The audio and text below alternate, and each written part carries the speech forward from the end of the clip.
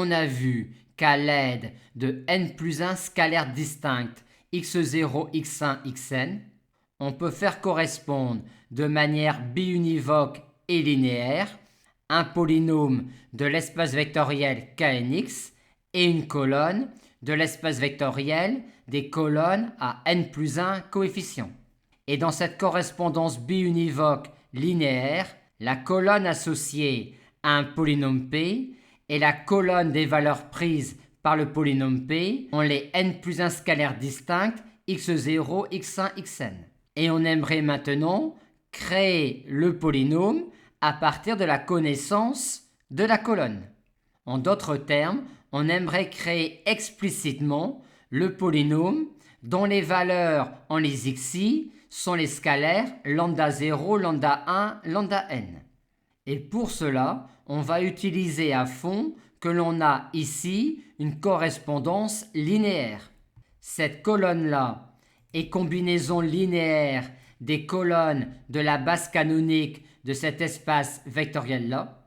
Par conséquent, son polynôme associé sera combinaison linéaire avec les mêmes coefficients des polynômes qui sont associés au polynôme de la base canonique de cet espace vectoriel-là. Et quels sont-ils? L0 est le polynôme de Knx qui s'annule en x1, x2, xn équivaut 1 en x0. On connaît donc toutes ces racines. Il s'agit des scalaires x1, x2, xn. Et comme en plus il doit valoir 1 en x0, on a également son coefficient de plus haut degré. On a de même L1 et de manière plus générale, on a Lk.